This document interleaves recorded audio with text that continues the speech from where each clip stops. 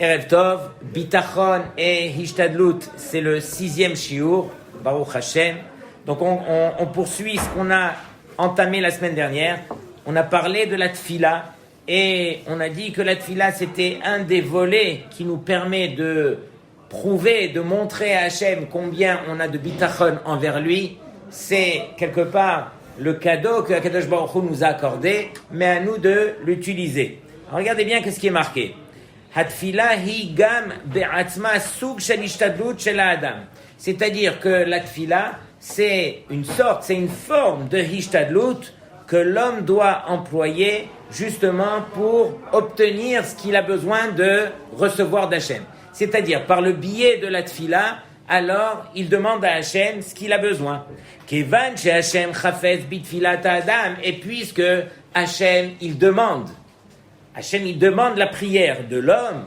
Hu natan litfila makom nif'ol. C'est la raison pour laquelle Hachem a permis à la tfila de réaliser cela. C'est-à-dire que au travers du biais de la tfila, on peut obtenir ce qu'on a besoin de Hachem. Ok? Donc nous, on a besoin de quelque chose. Pour obtenir cette chose-là, alors on doit faire hishtadlut.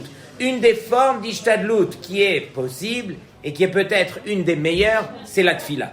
La tfila, c'est peut-être la meilleure des formes de hishtadlut pour pouvoir obtenir ce que Akadosh Baruch Hu aimerait nous accorder. Maintenant, on continue. C'est marqué Hatfila hi ma'aseh lehishtadlut hanidrash mitzad ha'adam. C'est-à-dire que la tfila, c'est le ma'aseh que l'homme doit faire en tant que hishtadlut pour justement recevoir ce que Hachem veut lui accorder. Kedei le'avi les zimat hashefa eloki el haolam, pour permettre au shefa, pour permettre à toute l'abondance, toute la bracha de descendre sur terre. Donc tout cela dépend de nous. Maintenant, il se trouve que dans la tfila, il y a 2 dimensions. Quelles sont les 2 dimensions de la tfila? Première dimension, avodat Hashem sheba tfila, le travail qu'on a envers Hashem au travers de la tefila. C'est-à-dire que grâce à la tefila, l'homme, il reconnaît que tout vient de la main d'Hachem, et c'est la raison pour laquelle, alors, il va se tenir devant Hachem pour lui demander tout ce qu'il a besoin. Deuxième dimension, du fait que la tefila elle-même, on a dit, c'est un ma'aseh qui permet d'accomplir la hishtadlut, alors on a dit, ha tefila hi efo, she haneshama muv'eket el haikaron she'alav amadnu le'el lepiv mutal al ha'adam nif'ol le'ishtadel ve'la'asot. Alors il dit, le fait de prendre la tefila et de l'utiliser, alors c'est la manière de montrer combien on dépend d'Hachem et combien ce qu'on a besoin de recevoir ne peut être reçu que parce qu'on a fait la tefila. Donc encore une fois, si je résume, on voit par le biais de la tefila que, encore une fois, c'est une forme de hishtadlut que Akadosh Baruch Hu nous demande justement d'utiliser pour que éventuellement, voilà, on puisse obtenir tout ce qu'on a besoin. Donc la tefila, on la garde toujours, c'est une arme qu'Akadosh Baruch Hu nous a accordée. Et le vrai problème, est-ce que nous on réalise béhémet que c'est une arme? Est-ce que on réalise que soit on a prié comme on a dit la semaine dernière, soit si on a prié et qu'on n'a pas reçu ce qu'on a demandé, c'est que de 2 choses l'une, soit on n'a pas prié, on n'a pas bien prié en tout cas, ou soit on n'a pas prié assez. Mais ça n'existe pas. Quelqu'un qui prie et qui ne reçoit pas, ça n'existe pas. Oh. Vous avez parlé qu'il y a une porte de la tefila qui se débloque si on prie à force de prier. Donc ça peut ne pas se réaliser même si on prie sincèrement. Oui, ça peut ne pas se réaliser tout de suite. Et comme j'ai expliqué, Akadosh Baruch Hu, il a un très beau tiroir dans lequel il garde tout notre filote et qu'il sait mieux que nous quand est-ce que c'est le meilleur moment dans notre vie pour que cette filote qu'on a fait nous-mêmes vont se réaliser. Donc très souvent, il les garde. Mais à nous d'avoir espoir, d'avoir bitachon, que cette filote qu'on a faite, alors ne t'en fais pas, elles vont se réaliser au moment voulu. Alors, là je vais essayer d'ouvrir une autre fenêtre qui s'appelle le Shabbat, puisque une fois dans la semaine, on montre par le Shabbat combien on a de bitachon envers Hachem. Quelqu'un qui est dans le marché du travail, il comprend très bien ce que je dis. Très difficile d'arrêter de travailler le Shabbat et de se dire Hachem il va pourvoir. Quelqu'un qui est vraiment dans le marché du travail, il sait que le Shabbat, alors peut-être que c'est le jour où on peut le mieux travailler. Mais on va arrêter de travailler pour montrer justement à Hachem combien on a confiance en lui. Et quelque part, c'est une forme de ishtadlut, encore une fois, pour montrer qu'on a bitachon envers Hachem. Tout ce qu'on essaye de faire au travers de ces cours, c'est encore une fois nous éduquer à savoir quelle est la ishtadlut par rapport au bitachon qu'on a nous. Donc on verra à la fin du cours comment est-ce qu'on peut mesurer réellement la ishtadlut par rapport à notre bitachon. Mais pour l'instant, voilà, on va ouvrir cette fenêtre qui s'appelle le Shabbat. Première adresse, alors c'est le Yerushalmi. Le Yerushalmi, il dit comme ça. Rabbi Berachia Beshem Rabbi Chia Barba Lo nitnu Shabbatot veyamim tovim ela la'asok bahen bedivrei Torah. Comme ça, il dit. Il dit que la raison pour laquelle Akadosh Baruch Hu nous a accordé les fêtes et les Shabbatot, c'est uniquement pour qu'on puisse s'asseoir et parler et s'occuper des divrei Torah. Donc le Shabbat nous a été donné bien sûr pour qu'on se retrouve en famille, pour qu'on se repose, mais la réelle raison c'est pour qu'on puisse étudier la Torah. C'est la raison pour laquelle on nous a accordé le Shabbat. Alors je vais vous lire plusieurs références et vous allez comprendre où est-ce qu'on veut arriver. La Gemara nous dit, ça on l'a dit la semaine dernière, que le rêve c'est 1/60 de la prophétie. De même, le feu c'est 1/60 du Gehenom. Le miel, 1/60 de la manne, le sommeil, 1/60 de la mort, mais le Shabbat, 1/60 du Olam Haba. Et donc, si on pose la question, c'est quoi réellement le Olam Haba? On a tous entendu parler du Olam Haba, c'est derrière notre esprit, mais Béhémet, est-ce qu'on palpe du doigt, c'est quoi le Olam Haba? Alors regardez bien, le Olam Haba, on sait que c'est un monde où il n'y a pas de matière, il n'y a pas de matériel, il n'y a pas de commerce, il n'y a pas d'action qui tourne autour du matériel. Là-bas, c'est marqué que tzadikim yoshvim beatrotehem berashehem. Les tzadikim sont assis avec leur couronne sur leur tête, couronne de Naaseh Venishma, et qu'est-ce qu'ils font? Nehenim mizi vashechina. Ils profitent de la splendeur, de l'éclat de la présence de Dieu, la Shechina. Donc c'est un endroit qui est purement, complètement spirituel. Okay? C'est un endroit aussi qui nous dépasse de loin. C'est un endroit qui est imperceptible pour nous. Maintenant regardez bien ce que je vous lis. La Mishnah dans Pirkei Avot, elle nous dit comme ça. Elle nous dit qu'un instant du Olam Haba, du monde futur, vaut plus que tout le bonheur et les plaisirs qui peuvent exister dans ce monde-ci. Le Rav Dessler, comme ça il explique, il dit que même si on prend tous les bonheurs et tous les plaisirs de tous les êtres humains depuis la création du monde jusqu'à la fin des temps et qu'on les condense en une seconde, elle sera moins agréable qu'une seconde de Olam Haba. Magnifique cette phrase.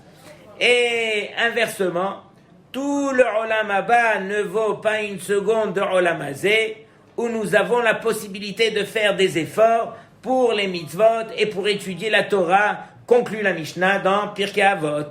Donc les deux mondes, celui-ci et le monde futur, sont tout à fait antinomiques, ils sont complètement contraires, mais ils sont reliés l'un avec l'autre. C'est exactement en fonction de nos efforts que nous pourrons profiter du Olam Haba, dans la mesure où un homme s'est préparé dans ce monde-ci à être proche d'Hachem et se réjouir de sa proximité. Ainsi, il pourra profiter dans le monde futur de ses efforts et de son niveau. Alors, réfléchissez à toutes ces belles paroles, qu'on est intimement lié entre ce monde-ci avec le Olam Haba, à condition qu'on s'investisse et qu'on fasse des efforts dans ce monde-ci.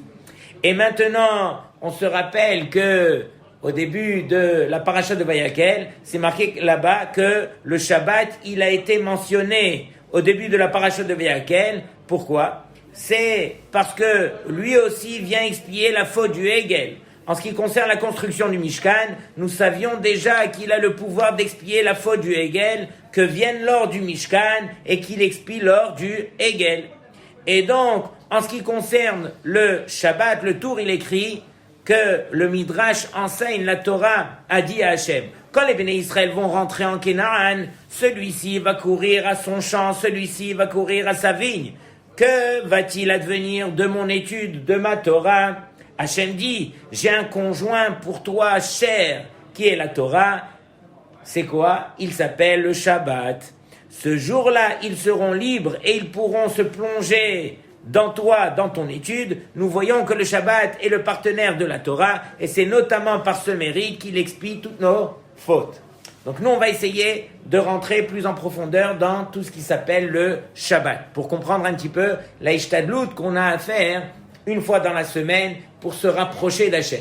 Toutes ces occasions qu'Akadosh Baruch Hu il nous envoie, ce sont des occasions qui sont uniques. Mais encore une fois, Hachem, lui, il nous envoie des occasions, mais à nous de nous préparer. Si on se prépare toute la semaine pour accueillir le Shabbat, quand le Shabbat arrive, on ressent quelque chose qui est unique. On peut grandir d'une façon qui est complètement différente. C'est marqué que dans les Yamim Noraim, les fêtes de Rosh Hashanah et Kippour, Akadosh Baruch Hu il déverse une bracha qui va s'appeler la Yir'a.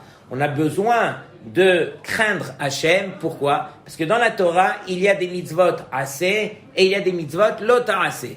Lo ta'aseh veut dire ne fais pas ça, ne fais pas ça. Qui sait qui a cette présence d'esprit de respecter la voix d'Hachem qui dit ne fais pas ça, c'est uniquement s'il est rempli à l'intérieur de lui de Yir'a. C'est la Yir'a qui nous permet de respecter la voix d'Hachem qui nous dit ne fais pas ça. C'est quand je crains Hachem que j'arrive à l'écouter, à me dire ne fais pas ça, et donc je m'empêche de ne pas le faire, de le faire, justement. Par contre, on ne peut pas servir uniquement Hachem par la Yir'a, on a besoin bien sûr de servir Hachem, Ve'ahavta et Hachem Elokecha, par la Ahava, et c'est sûrement un niveau qui est plus élevé que la Yir'a. Maintenant, la Ahava, quand est-ce qu'on reçoit cette bracha? D'abord, pourquoi on a besoin de Ahava? Quand Hachem il nous dit fais ça, mitzvah assez, fais ça, qu'est-ce qui me pousse à respecter la voix d'Hachem qui me dit fais ça? C'est justement cette ahava qui est à l'intérieur de moi, qui me permet de respecter la voix d'Hachem et qui me permet d'accomplir, toutes les mitzvot qui sont des mitzvot assez. Maintenant, quand est-ce qu'on reçoit cette bracha, ce shefa dans la semaine ou dans l'année qui s'appelle ahava? Alors c'est toutes les semaines lorsque Shabbat arrive. Shabbat arrive, Akadosh Baruch Hu il déverse cette bracha qui s'appelle la ahava. Si on se prépare, alors on remplit son cœur de ahava et on a envie de faire la volonté d'Hachem. C'est uniquement le Yetzer Hara qui nous met des bâtons dans les roues. Mais au fond de nous, vadaï qu'on a envie de faire la volonté d'Hachem. Et vadaï que chacun d'entre nous, par rapport à son niveau, il ressent quelque chose le Shabbat qu'on ne ressent pas pendant la semaine. Le vendredi soir, vous revenez de la choule, le kidouche, les salades, le repas, on est porté par une ambiance qu'on ne peut pas expliquer, qu'on ne peut pas décrire. Quelqu'un qui le vit, il peut comprendre. C'est comme si quelqu'un qui n'a jamais mangé de banane de sa vie. Tu l'attrapes et tu lui dis, mais je vais t'expliquer c'est quoi une banane. Et tu commences à lui dire, mais voilà, elle est jaune et elle est comme ça, et tu le mets dans la bouche et elle est molle. Et tu peux lui dire jusqu'à demain, tant qu'il n'a pas goûté, il ne pourra jamais comprendre. De même, celui qui n'a pas goûté à ce jour qui s'appelle le Shabbat, même s'il le respecte, mais qui n'a pas goûté, ne pourra jamais comprendre de quoi est-ce qu'il s'agit. Respecter le Shabbat, c'est s'arrêter de faire tout ce qu'on fait pendant la semaine. C'est déjà super. Et on encourage tout celui qui le fait à continuer. Mais vivre le Shabbat, c'est une autre dimension. C'est se préparer à comprendre c'est quoi cette journée qui est d'une dimension qui n'a rien à voir avec les journées de la semaine. Et si on comprend la grandeur de ce jour, alors on va en profiter comme il se doit. Combien d'heures de limoud je vais consacrer à mon Shabbat? Se rappeler souvent que les paroles du Ben Ishraï, 1 heure le Shabbat équivaut à 1000 heures en récompense de la semaine.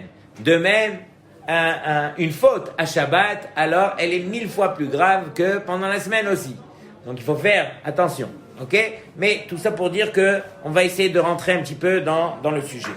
On se rappelle que la paracha de la semaine dernière, Moshe Rabbeinu, il a eu le srout, c'est un grand srout, que de pouvoir réunir tout le clan d'Israël. Rashi nous dit, c'est lorsqu'il est descendu du Sinaï, c'était Yom Kippourim.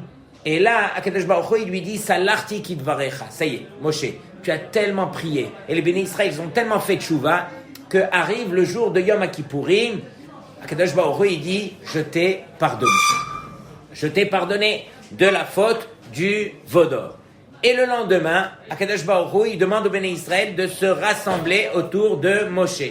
C'est ce que Moshe il fait. Il rassemble les bénis Israël et là, il doit leur parler justement de la construction du Mishkan. Akadosh Baruch Hu, il veut nous montrer qu'il nous a pardonné. Chacun va emmener de l'or. On va lui construire une demeure où Akadosh Baruch Hu va résider parmi nous. La Shrina résidera parmi nous. C'est un moment qui est unique. Tout le clan d'Israël est là et Moshe va leur parler du Mishkan et de tous les travaux qui concernent le Mishkan. Or, Moshe, à ce moment-là, au lieu de parler directement du Mishkan, d'abord il devance le Shabbat. Il va parler d'abord du Shabbat et ensuite il va parler du Mishkan. De là, la Gemara dans Masechet Shabbat Daf Ayin, elle apprend que quelles sont les mélachot qui sont interdites le Shabbat. Ce sont les mélachot qui ont permis de construire le Mishkan. De même que le Mishkan, il a été construit par 39 mélachot, alors de même, ce sont ces 39 mélachot qui sont interdites le Shabbat. Ok? On ne va pas entrer dans les détails, pourquoi la Torah ne s'étend pas dans la mitzvah du Shabbat comme elle s'étend pour le Mishkan. Dans le Mishkan, on voit qu'il y a 5 parashiot. Dans tellement de mitzvot, on voit que la Torah, elle sait s'étendre quand elle veut. Mais lorsqu'il s'agit du Shabbat, qui est une des mitzvot les plus importantes de toute la Torah, on voit que la Torah, elle nous l'enseigne uniquement par une smichut, par une juxtaposition entre le Shabbat et le Mishkan. Je ferme la parenthèse. Donc, Moshe Rabbeinu, pourquoi tu as choisi ce moment pour nous parler du Shabbat? Arrête, le Midrash il dit que les bénis Israël, lorsqu'ils étaient esclaves en Égypte, déjà, ils respectaient une forme de Shabbat.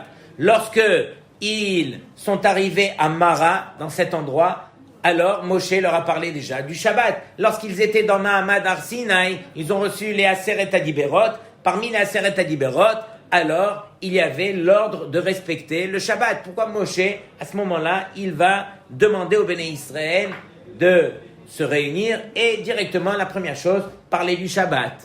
Alors, un tirout, c'est que ici, les bénis Israël, il faut savoir, lorsqu'ils ont fait la faute du veau d'or, alors qu'est-ce qui se passait dans leur tête? Il y en a qui disent que dans leur tête, ils se disaient, si Moshe Rabbeinu, il n'est pas revenu, et donc il ne va pas revenir, qui c'est qui va nous montrer que Hachem est encore parmi nous? Qui c'est qui va nous montrer qu'on est encore proche d'Hachem? Il n'y avait que Moshe, mais maintenant que Moshe n'est pas là, il faut absolument qu'on trouve un plan B qui nous dira est-ce qu'on est encore proche d'Hachem. Et donc c'est la réponse de Moshe. Moshe, il nous dit que le jour où Hachem se trouve le plus près de toi, le plus proche de toi, c'est le jour du Shabbat. À chaque instant de ta journée du Shabbat, pendant les 24 heures, ne fais pas ça, fais attention à ça. Il ne faut pas trier, tu es en train de manger, il ne faut pas trier, il ne faut pas essorer, il ne faut pas cuire, il faut pas... Et il y a tellement de il faut pas que c'est à ce moment-là que tu réalises combien Kadosh Baruch Hu, il est proche de toi. Tu as inclus Hachem au travers de toutes les actions que tu feras pendant 24 heures. Si tu es conscient, tu fais très attention. On ne veut pas se brûler en train de faire Chas v'Shalom, quelque chose qui peut enfreindre le Shabbat. Donc c'est une forme de montrer au Béné Israël combien Kadosh Baruch Hu, il est proche de vous. N'ayez pas peur.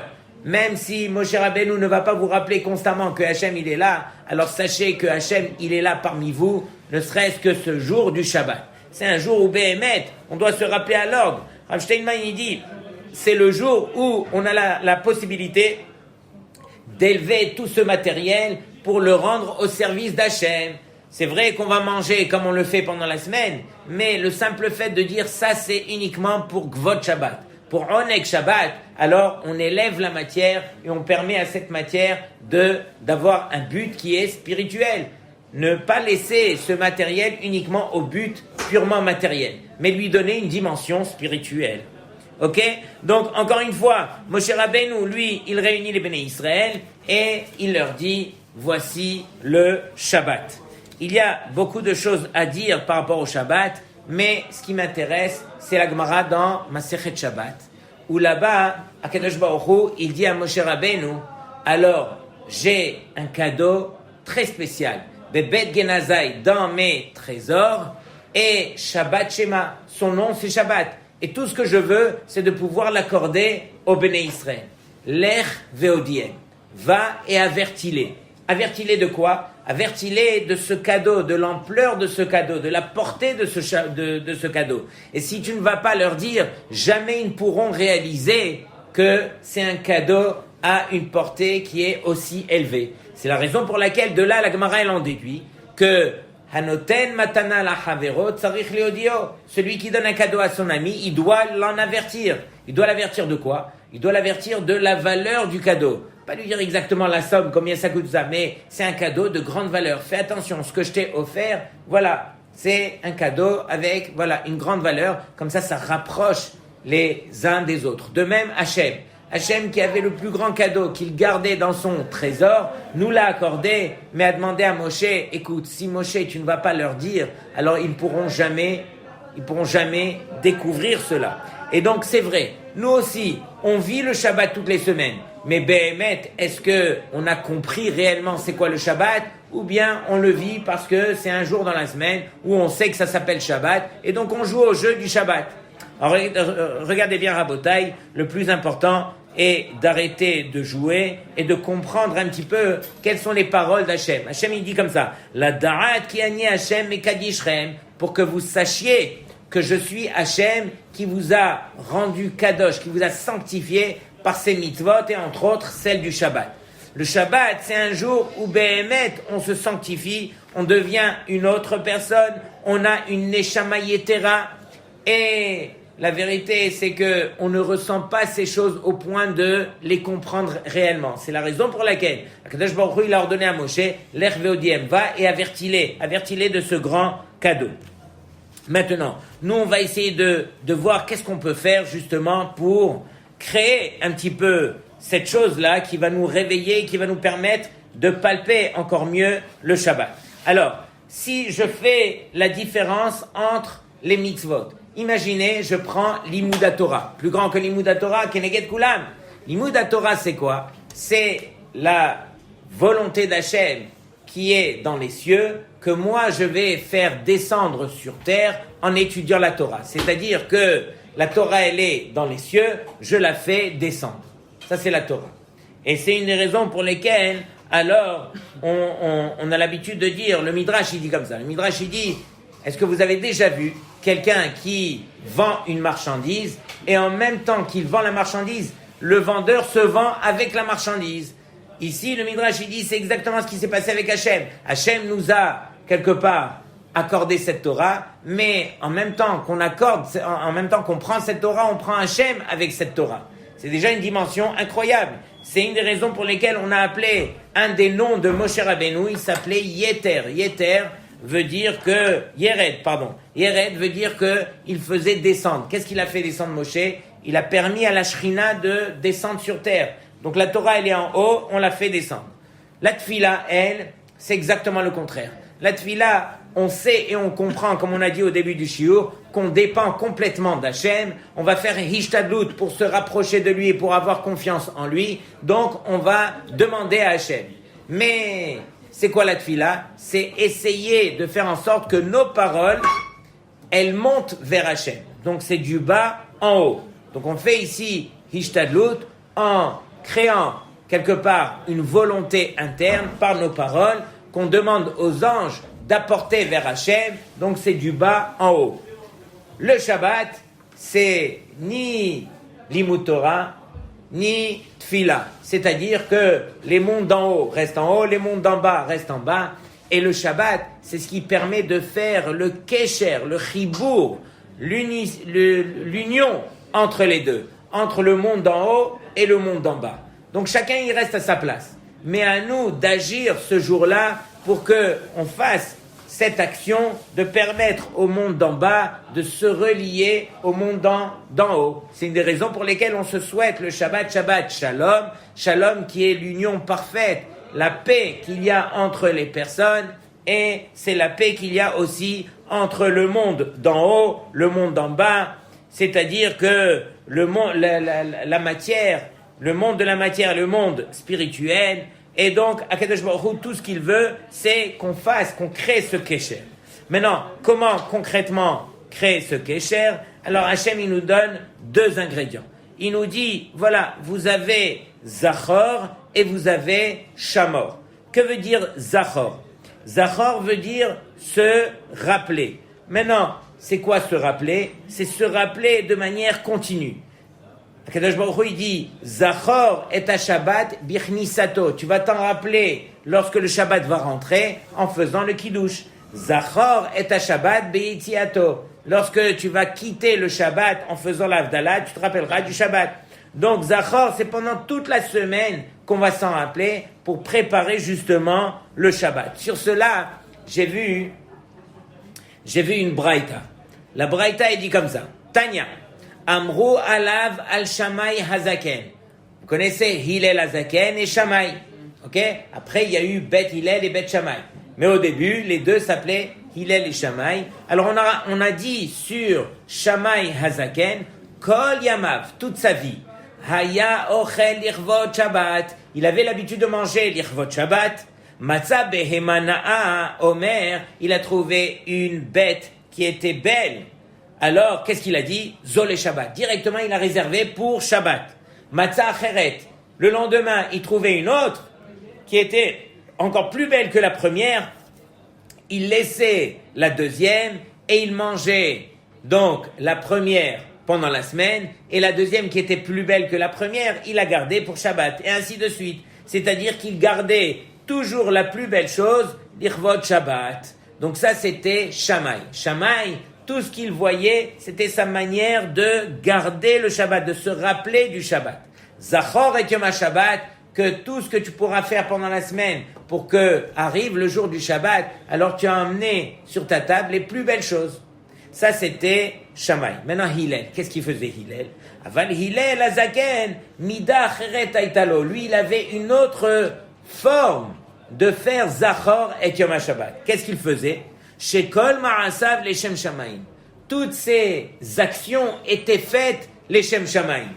C'est pas comme celle de Shammai n'était pas Leshem Shamayim, mais regardez bien où est-ce qu'on veut en venir. On veut dire que lui, Hillel, il était tellement batouach. On parle de bitachon. Il était tellement sûr de lui. Shetis damen lo na'al et Shabbat que Akadosh Baruch Hu, il va lui apporter la plus belle chose à sa table, l'Irvot Shabbat. Lui, il avait tellement confiance en Hachem. Il savait tellement c'était quoi la grandeur de ce jour du Shabbat que rien que par son bitachon, Akadosh Baruch Hu, il lui apportait les plus belles choses. Il faisait pas comme Shammai que il prenait la première chose qu'il trouvait, la plus belle chose qu'il trouvait, et il la prenait, et si le lendemain il trouvait meilleur, il gardait la deuxième. Non, lui, il avait juste le bitachon. Le bitachon permettait, quelque part, à Kadosh Baruch Hu de lui accorder tout ce qu'il avait besoin. C'est ce qu'on dit, Baruch Adonai Yom Yom. C'est le Teilim qui dit, donc c'est au nom de Hillel Azaken, qui dit que Hachem, tout ce qu'on aura besoin, c'est lui qui va nous l'accorder grâce à notre bitachon. Regardez bien, le bitachon, combien c'est puissant. Si tu as confiance en Hachem, même si ta ishtadlut, elle n'est pas celle de Shammai, d'aller courir, d'aller chercher et tout ça, Akadosh Baruch Hu, il te l'accordera. Peut-être la première chose que tu trouveras sera la meilleure que tu aurais pu trouver. Donc encore une fois, regardez combien le bitachon, il doit nous accompagner, même pour des choses pareilles. Donc ça, c'est le Zachor. Maintenant, Rashi Akadosh, dans le Chumash, il dit, comment se fait-il qu'il n'est pas marqué Tizkor? Tizkor veut dire, rappelle-toi sous forme d'ordre. Or ici, c'est pas un ordre.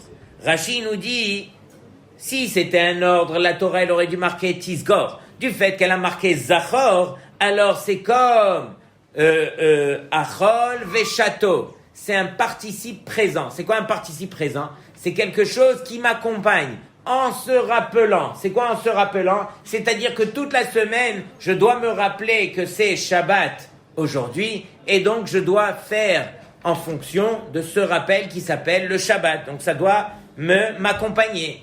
Rashi Akadosh, encore une fois, dans Shir HaShirim, il nous dit que c'est quoi cette histoire d'amour qu'il y a entre l'homme et la femme? Ici, on parle ici d'une veuve qui a perdu son mari et qui sait que son mari est égaré dans un des 4 coins du monde qui est très très loin. Et elle se rappelle des bons moments qu'elle a eus avec son mari. Elle se délecte rien que par le souvenir. De même, nous aussi, on va se rappeler uniquement du goût du Shabbat au travers de toute la semaine. Alors ça va nous motiver justement à se préparer, à étudier le Chot Shabbat, à préparer des divrei Torah pour la table du Shabbat, à acheter toutes les plus belles choses, à arriver le jour du Shabbat, à profiter de chaque instant. Comme ce que le Or HaChaim HaKadosh, il nous dit, c'est marqué dans la même paracha, Veshameru bnei Israël et Shabbat. Veshameru, vous garderez, c'est marqué 3 fois. Pourquoi c'est marqué 3 fois? Parce que Veshameru, c'est qui? On s'adresse à quelqu'un qui doit garder le Shabbat, un gardien. Et lorsque vous ouvrez Hilchot Nezikin, un gardien, il doit garder 3 choses. Il doit s'empêcher de faire une pshia. Pshia, c'est une négligence dans sa garde. Je t'ai donné ça à garder. Tu n'as pas le droit d'avoir de négligence. Et donc, tu es chayav si tu as négligé dans ta garde. De même, nous aussi, lorsque on va garder le Shabbat, on n'a pas le droit de négliger. On n'a pas le droit de se détacher de ce moment qui est aussi kadosh, qui s'appelle le Shabbat. Ok? Deuxième chose, un gardien, il est chayav dans gneva va'aveda, dans une perte ou dans un vol. Ici, le gardien, si maintenant il ne fait pas attention à la perte, elle va se faire voler et il sera chayav. Or ici, nous aussi, on n'a pas le droit de perdre ne serait-ce qu'un instant dans Shabbat. On n'a pas le droit de le laisser partir à rien faire. On doit le meubler ce Shabbat, on doit s'en occuper, on doit en profiter. Donc, on est gardien au niveau de la Aveda. Troisième chose, il y a un gardien qui s'appelle le Shoel, l'emprunteur. Lui, il est chayav même d'un cas de honest, un cas de force majeure. Toi, tu es en train de garder ta montre, la montre que tu as empruntée. Il y a le toit de la maison qui tombe sur la montre, tu es chayav. Même dans un cas de force majeure, le Shoel, il est chayav. De même, celui qui garde le Shabbat, lui aussi, il sera chayav même dans un cas de honest. Ça n'existe pas. Ah, mais j'ai oublié, j'avais quelque chose dans la poche, je suis sorti avec. Non. Shabbat, tu dois te rappeler à l'ordre. Tu dois bien connaître les halachot. Tu dois savoir que tu dois vérifier les poches avant de sortir. Dans toutes les occasions, tu dois te conditionner pour ne pas qu'il y ait des cas de honest, des cas de force majeure, pour ne pas que tu viennes à trébucher. C'est ça le Shabbat. Et la seule chose sur laquelle le shomer, il est chayav, dans un cas de shlichut yad. Shlichut yad, c'est quelqu'un qui va profiter de l'objet qu'il a trouvé. Par exemple, tu as trouvé cette montre, tu vas la porter, jusqu'à ce que tu vas trouver le propriétaire. Mais pendant 1 mois, je l'ai portée. Tout le monde m'a vu avec, j'ai kiffé, voilà. Tu n'as pas le droit d'en profiter. Et donc, nous aussi, Akadosh Baruch Hu, il nous dit, je vous ai accordé un cadeau qui s'appelle le Shabbat, mais je vous demande de ne pas en profiter pour vous personnellement. C'est compliqué. Arrive le Shabbat, on a envie d'en profiter. La preuve en est, c'est qu'on en profite. On est à table. Qui c'est qui mange? C'est nous qui profitons, c'est nous qui mangeons. Mais c'est marqué dans la Torah, Kol hame'aneg et Shabbat. Tout celui qui va faire profiter du Shabbat. C'est pas hamit aneg qui va profiter du Shabbat, c'est hame'aneg. C'est quoi la différence? C'est que on va faire profiter les autres autour de nous. On va se faire profiter, mais le profit est autour du Shabbat. C'est-à-dire que on va se détacher de notre personne, uniquement de nous, pour en profiter. On va faire profiter tout le monde autour de nous grâce à cette mitzvah qui s'appelle le Shabbat. Donc encore une fois, tout dépend de notre préparation. C'est uniquement cela qui nous permettra d'atteindre 3 niveaux que nous disons dans la tfila du Shabbat, Menuchat Ahava Undava. C'est un repos d'amour et de générosité. Ça, c'est une dimension entre nous et son prochain. Ben Adam Achavero. Comme on a dit, on fait profiter le Shabbat à tout le monde. On invite, on partage, on vérifie. Sachez que très souvent, il se peut qu'il y en a qui sont mal pris. Ils n'ont pas de quoi et tout ça. Moi, je sais que récemment, dans mon immeuble, il y a 2 femmes. Les 2 ont accouché une veille de Shabbat. et le mari est resté à la maison avec les enfants. Finalement, il a dû aller à l'hôpital et les enfants sont restés tout seuls. Personne n'était là pour leur préparer le Shabbat. Donc, je crois que ma femme est montée, elle a tapé à la porte, elle a demandé est-ce qu'ils avaient besoin. Eh bien, mec, ils avaient besoin. Une famille avait besoin, une famille n'avait pas besoin. Mais au moins qu'on se soucie de son prochain pour pouvoir leur apporter tout ce qu'ils ont besoin. Donc ça, c'est la première dimension. Deuxième, menuchat emet ve'emuna. C'est un repos de vérité. On a besoin de goûter à la vérité. On a besoin d'avoir cette émouna qui nous accompagne toute la semaine. Quand est-ce qu'on va la puiser? Le jour du Shabbat. Ça, c'est Ben Adam, la Makom. C'est nous envers Akadosh Baruch Hu. Et la Sgoula du Shabbat, c'est ce qu'on dit en conclusion. Menuchat hashket vavetach. C'est une menoucha qui nous ramène la paix, la sérénité, le bitachon, la confiance qu'on doit avoir envers Akadosh Baruch Hu.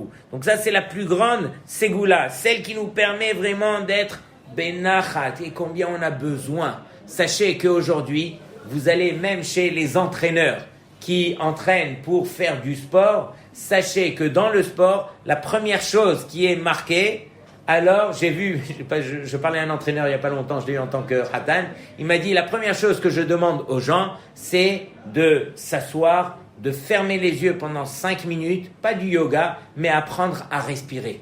Il me dit, de la même façon que dans la Torah, on dit qu'on a un nombre limité de mots à dire dans une vie, et une fois qu'on a dit tout ce qu'il fallait dire, alors, ça y est arrivé le moment de partir. De même au niveau des respirations. On a un nombre de respirations à respecter, et après, goodbye. Et donc, il m'a dit comme ça, il m'a dit, mais c'est dommage parce que l'homme, du fait qu'il ne sait pas respirer, ou bien plutôt qu'il ne prend pas le temps de respirer, alors il respire jusque-là, pendant que la vraie respiration, elle vient du ventre. Et donc, j'apprends aux gens pour respirer, pour prendre le temps de respirer, pour prendre le temps de se retrouver avec eux-mêmes, parce que la journée, elle est là pour nous faire oublier qui on est. On a tellement de choses à réfléchir. On a des responsabilités sur ça. On doit réfléchir par rapport à ça. On se demande demain qui on va devenir, comment on va faire. L'un sur l'autre, on finit par s'oublier et on n'a pas pris le temps de savoir qui on était de manière sereine. C'est la raison pour laquelle on s'assoit, on respire, on se retrouve avec soi-même. Je ne vous ai pas raconté ça pour vous inscrire chez un coach. Je vous ai raconté ça pour que vous vous inscriviez chez le meilleur des coachs, Akadosh Baruch Hu. Et le remède de Hachem, c'est Shabbat Kodesh. Shabbat Kodesh, on s'assoit avec soi-même. Vous vous réveillez à 4 heures du matin. Vous prenez un bon sefer, bien sûr avec un bon verre de thé. Et vous lisez, vous essayez de comprendre les choses que vous n'arrivez pas à comprendre toute la semaine ou toute votre vie. La dimension du Shabbat vous permet de comprendre des choses que vous n'avez jamais eu le trou de pouvoir comprendre. Qui c'est qui vous permet de comprendre? Qui c'est qui vous donne les idées dans la tête? Si ce n'est Akadosh Baruch Hu. Comment est-ce qu'on réfléchit? Nous, on réfléchit, on a une idée. On se dit, j'ai une idée qui m'est montée à la tête. Hamor, tu crois que cette idée, elle est arrivée gratuite? C'est Hachem qui t'a envoyé l'idée. À toi de réaliser que tu parles avec Hachem à chaque instant. Si tu inclus Hachem dans tes pensées, tu vas réaliser que c'est Hachem qui t'envoie la réponse. Ok? Nous, on réfléchit et on s'imagine qu'on n'aura pas la réponse. Ne vous en faites pas. Arrivent des moments comme ça, Shabbat matin, tranquille, benachat, de manière Hashket vavetach, Akadosh Baruch Hu, il parle avec toi. Ça vaut la peine, Rabotai. On termine. Et donc, Akadosh Baruch Hu, il nous dit, tout ce que je veux, moi, c'est résider parmi vous. C'est la raison pour laquelle je vous ai ordonné le Mishkan. Et le Mishkan et Shabbat sont intimement liés, comme on l'a expliqué. On apprend le Shabbat du Mishkan. Et regardez bien, lorsque Hachem, il a dit, mais lorsque arrive le Shabbat, on ne pourra plus construire le Mishkan. On se retourne vers Hachem et on dit à Hachem, mais attends, je ne comprends pas. Lorsqu'il y a une Brit Mila le Shabbat, on sait que la Brit Mila, elle repousse le Shabbat. Pourquoi? Parce que la Brit Mila, c'est une action qu'on ne fait pas pour nous, c'est une action qu'on fait pour Hachem. Donc l'action qu'on fait pour Hachem peut repousser une action que Hachem lui-même nous a demandé de respecter. Donc la Brit Mila, elle repousse le Shabbat. De même ici aussi, regardez bien. Ici aussi, on aurait dû dire la même chose. Les actions que Akadosh Baruch Hu nous a demandé de faire, qui est de construire le Mishkan, lorsque arrive le Shabbat, Akadosh Baruch Hu, il nous dit non, arrive le Shabbat ne peut pas repousser le Mishkan, le Mishkan ne peut pas repousser le Shabbat, sous-entendu que arrive le Shabbat, on construit plus le Mishkan. Mais on se retourne vers Hachem et on lui dit, mais attends, je comprends, un travail qui m'appartient à moi, que moi je vais en profiter, je comprends pourquoi je dois l'arrêter, parce que ça me concerne à moi personnellement, mais un travail que c'est pour toi, Hachem, un travail pour toi. Alors le Shabbat ne devrait pas arrêter un travail pareil. Sur cela, qu'est-ce qu'on dit? Qu'est-ce qu'on dit sur cela? Pourquoi est-ce que Behemet, Akadosh Baruch Hu, il nous demande que non, que ce Shabbat, que ce travail, il faudra l'arrêter le Shabbat? Comment? En finale, quelque part, on va en profiter. C'est ça. Et si on réalise combien ce travail, alors il est important, alors vadaï que chacun doit apprendre à respecter ce moment qui est un moment qui est unique. C'est ça, c'est un moment qui est tellement unique que Hachem ne veut pas, que même pour un travail pour lui, où on est complètement détaché, alors même pour lui, Akadosh Baruch Hu ne voudrait pas qu'on empiète. Regardez bien toutes ces choses pour nous rappeler à l'ordre. Regardez la Ishtadlut, c'est de respecter le Shabbat comme il se doit, au travers des efforts qu'on fera dans la semaine, qui s'appellent Zachor Veshamor. Zachor Veshamor. Donc là, je peux revenir à Hishtadlut et Bitachon. Alors, regardez bien. On a expliqué que toute la question ici, c'est jusqu'à où je dois faire Hishtadlut et à partir de quand je dois avoir confiance en Hachem. Quelque part, regardez bien, j'ai confiance en Hachem. Si j'ai confiance en Hachem, j'arrête d'agir. Mais si je fais Hishtadlut, quelque part, c'est montrer que je n'ai pas confiance totalement en Hachem et je me permets de faire une action. Or, ce n'est pas vrai ce que je suis en train de dire, puisque c'est Hachem qui nous demande de faire Hishtadlut. Et pourquoi Hachem il nous demande de faire Hishtadlut, puisqu'il nous demande en même temps d'avoir confiance en lui, et quelqu'un qui a confiance en lui n'a pas besoin d'agir, n'a pas besoin de passer à l'action, à l'acte. Alors sur cela on répond, voilà la réponse pour laquelle on doit faire Hishtadlut, parce qu'il est marqué dans la Torah que Adam Arishon il a fauté, et on l'a puni par une klala, par une malédiction. Par la sueur de ton front tu mangeras le pain. Mais c'est pas maintenant que tu es obligé de suer à la sueur de ton front pour manger le pain, c'est que de là tu apprends qu'il y a une klala pour l'homme pour pouvoir recevoir ce qu'il a besoin de recevoir. Et quelle est cette klala? C'est qu'on doit faire Hishtadlut. Mais le principe est qu'on ne doit pas se perdre dans la Hishtadlut au point d'abandonner notre bitachon. Et donc, nous, ce qu'on va essayer de comprendre, c'est voir un petit peu où est la limite entre la Hishtadlut et le bitachon. Alors, Bli Neder Bezrat Hashem pour la semaine prochaine, on fera un cours spécial où là, venez avec de quoi écrire, parce qu'on va passer au concret. On va enfin savoir quel est le baromètre qu'il y a dans notre personne entre notre bitachon et la Hishtadlut, jusqu'à quel niveau je dois faire de Hishtadlut par rapport au bitachon que j'ai réellement. Donc on va apprendre, on va voir, il y a plusieurs principes ici, il y en a 5 en tout. On va apprendre les 5 principes et par rapport aux 5 principes, on va tracer une règle et après, Bezrat Hashem, voilà, on saura enfin. Donc, si Dieu veut, la semaine prochaine, c'est un cours spécial et Bli Neder Bezrat Hashem qui viendra conclure ce volet qui s'appelait Bitachon et Hishtadlut pour la Parnassa. Après, on va essayer de passer à un autre volet qui va s'appeler Bitachon et Hishtadlut envers la Refoua. Refoua, c'est tout ce qui tourne autour de la guérison. Les malades, les médicaments, les médecins. J'ai confiance aux médecins, j'ai pas confiance aux médecins, comment ça marche, Donc tout ça, voilà, c'est pour nous construire encore une fois qu'on va essayer de faire ce limoud. Hazak.